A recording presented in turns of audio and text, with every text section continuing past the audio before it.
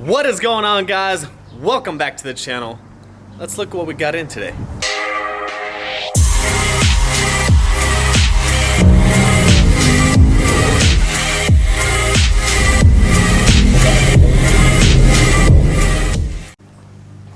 Boom! Some front tires for the Weld wheels. So if you didn't catch the last video on the Mustang, I did get some Weld front skinnies.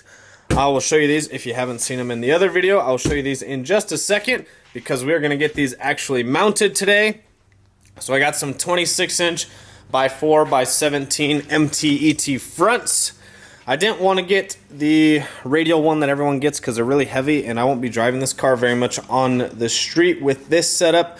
So this is strictly pretty much for the track, as you can see.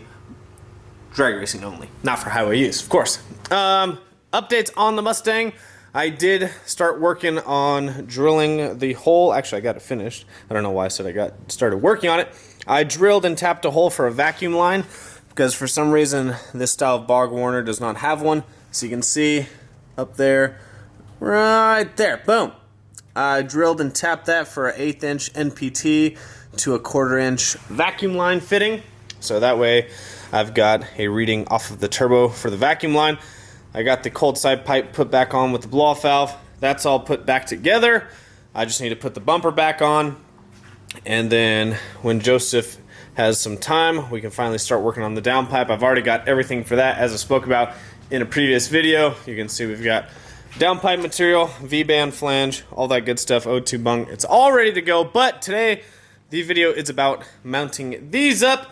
My lug nuts are going to come later today, so I won't be able to actually mount them until the lug nuts come, but I'm at least going to put them on the car once we get the tires put on the wheels. So let's go do that now. Alright, if you haven't seen these yet, here they are. These are S77 17 by 5. So let's go get these mounted.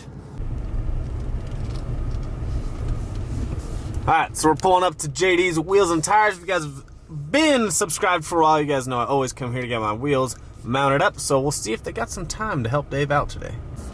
Alright guys, so they had some time to mount up the tires and wheels, so it only took about like 10 minutes. Huge shout out to JD's Wheel and Tire. I always bring my stuff over here. They always take very good care of my wheels. I've never had a problem with them, and they always ask me where I want the weights because they know that I run pretty small wheels on stock brakes. Like, I always had problems with my Hellcat having to put the weights in certain areas before I went to smaller Willwood brakes, and I don't have small brakes on the Mustang, so they're always super nice about it, always ask me where I need the weights at because they know how I roll. So I will see you guys at the house. I cannot wait to see what these look like on the Mustang.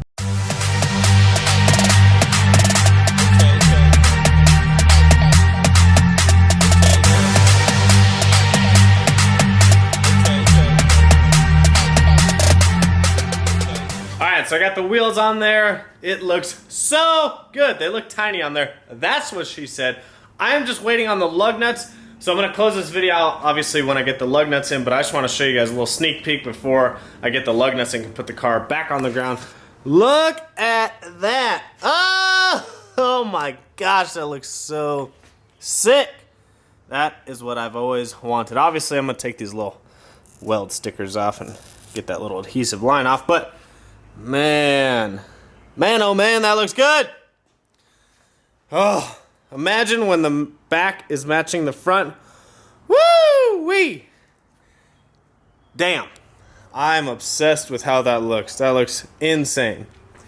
I still think that's the best wheel on this car. That's all opinion based, but I'm sorry, I think that looks so freaking good. So, I'll see you guys when the lug nuts get here. Alright, so it's actually the next day because I got the lug nuts in last night. Shout out 1320 Wheels, these dope ass billet lug nuts. But I didn't have a socket for these because, let me pull one of these out real quick. These are a 12 point, and I don't really typically carry around 12 point sockets. And I bought one for these lug nuts because I actually had these lug nuts on the Hellcat. Whoa! Let me focus on these so you can see how good a quality they are. Yeah, it doesn't want to focus anyways. Whatever. Anyways, super nice quality billet lug nuts. Super lightweight. A lot lighter than a stock lug nut. But These are 12 point, so I bought a specific socket for these, which I now have in my pocket. 7/8 12 point socket. But I gave these lug nuts, these are a different style, but this same brand of lug nuts I had on my Hellcat, I gave them to Kevin for his front wheels. So I also gave him that socket to keep in the car in case never ever needed to take the wheels off and we weren't at home, he would have that socket. So that socket is in Detroit. So I had to go buy one of these last night, which means I wasn't able to film because Home Depot was closed when I got there last night. So I went and picked one up this morning. So now we can finally put the lug nuts on the wheels, and the wheels can actually be mounted on the car. So let me show you guys here in just a second.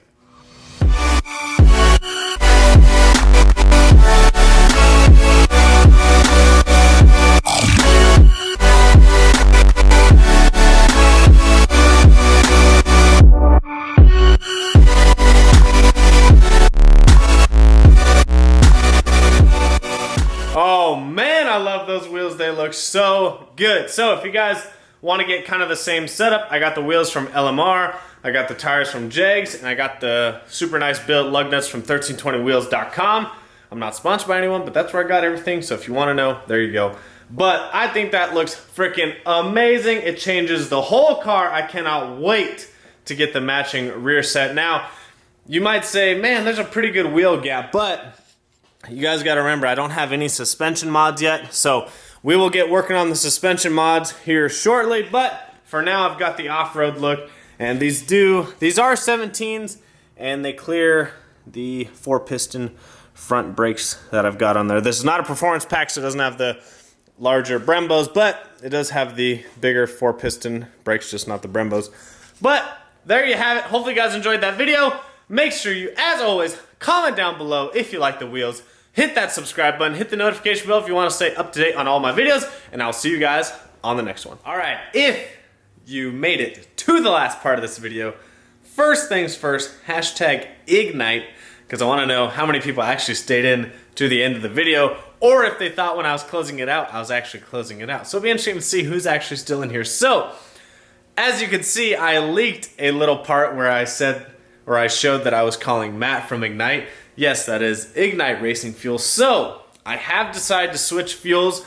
I've already spoke with my tuner about it, and I'm gonna no longer be using C16 once we use whatever's left in the car. So once we get the downpipe, we'll do some more logging with the new turbo, and then once this car runs out of C16, I think it's got about a little over a quarter tank left in it, we are actually going to be switching to some Ignite Racing Fuel. So this is not it, but I did order a 55-gallon drum. That should be here sometime, maybe Friday or Monday, because it is getting shipped via freight. But there's a few factors for this reason. One of the biggest factors is the cost. So I made a video about buying C16 for the car, and the reason why I went originally with C16 is I wanted to be able to utilize smaller injectors, which saved me like $600-700 up front, because the cost between 1000cc injectors and 13 or 1700cc injectors is a huge difference. The second reason being our pump E85. We only have one E85 station here, and it is so freaking inconsistent. In other cities, if you have one that's inconsistent or one that's low, well, you can just go to the next E85 station and see if they've got better E85. But we only have one station. Now, we do have Lubbock or Plainview. Plainview is about 45 minutes away. Lubbock is about an hour and 45 minutes away. And so what I used to do was I used to take this drum, get it filled up, and then I would bring it back. But I want to run a more consistent fuel, and I still wanted to run, so that was the reason for going with C16. It's always consistent, it's always VP C16 fuel. It is very expensive, but it's consistent. I don't ever have to test it. I know I can just put it in the car and everything's good to go.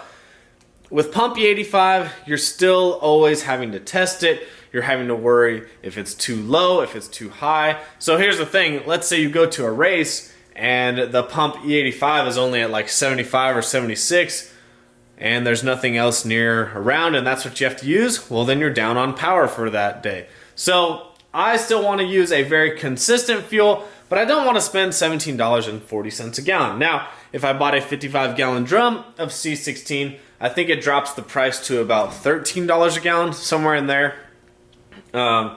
It's still really expensive. It's very expensive stuff. Now, my other option was Ignite, and a lot of people are starting to run Ignite these days. I know some people that used to run Ignite. A lot of people now in the Hellcat industry, in the Mustang community, like they're all running Ignite E90. No, not that many people are running VP. If they are, they're actually running Q16. This is C16. They're running Q16. A lot of like HHP Hellcats run Q16.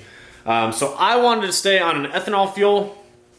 And so I'm going to actually switch the car to Ignite E90. Now, I don't actually have to get bigger injectors quite yet. Now, if I were to race somewhere in like Houston with lower air, I would probably have to get bigger injectors, but I could also turn the car down, just make less power. So eventually I will get bigger injectors, but in speaking with Lund, the way that the fuel system is set up right now, he doesn't think I'll need bigger injectors unless we go to a certain horsepower number. And I don't want to say what that number is, but he knows that if we hit that number, the car's probably not going to last that long at that number anyways. So we're good with the fuel system for now. But I'm sure probably at the end of the summer, going into the fall when the air starts getting better, what I'll do then is I'll sell the 1000cc injectors that are in here, the 1050Xs, and I'll pick up a set of 1300s. But for now, for the summertime, we should be good just switching to Ignite E90. If for some reason these injectors are maxed out, which we're pretty sure will be okay, then I'll just have to get some 1300s. But I am switching to Ignite E90. I want to throw this in at the end of the video. I kind of did it because I want to see who actually caught that, and I kind of want to see who actually stayed to the end of the video. So, hashtag Ignite down below. They aren't sponsoring the car. They didn't discount any fuel, but they want to do something in the future. So, hopefully I can make a good name for them, and hopefully we can work something out in the future with them. But the car is switching to Ignite E90, and I'm going to close it out here. But damn, those wheels look so freaking good. So we are going to be saying goodbye to the VP C16. These are empty. And like I said, there's probably, I think there's a little bit over a quarter of a tank of C16 left in the car. But the Ignite E90 should be here Friday, maybe next week. So like I said, we still got to build the downpipe. So once we build the downpipe, then I can run the C16 out of the car, finish up some logging with the new turbo setup, and then we can switch to Ignite E90, and then we'll have to do some logging and switch tunes for the E90. But I've already spoke with Lund Racing about it, and they are fully aware that I will be running Ignite E90. So if you're not sure or not aware of what it is, it's Ignite Racing Fuels. It's their red. It's technically E90, and the octane rating on it's like 114. So I think typical E85, the octane rating is like somewhere like 105, somewhere around 105, 108, something like that. So really, it's not that much better than if you were to go get like some pump E85 that was testing at like 85 to 90, because there's been times I've gone to Lubbock and the 85 tests at like 90. And that's on the little test tube reader, so you gotta figure it's probably like 86, 87, but still really good fuel. But the thing is, I won't have to worry about it, and it's gonna knock it down to, I think, I wanna say it's like $8 or $9 a gallon, so it's still fairly cheaper than C16, so that's what we're doing. So, hopefully you guys enjoyed this video. Make sure, as always, you comment, like, subscribe, follow me on Instagram and Snapchat, FanV39, and I will see you guys on the next one.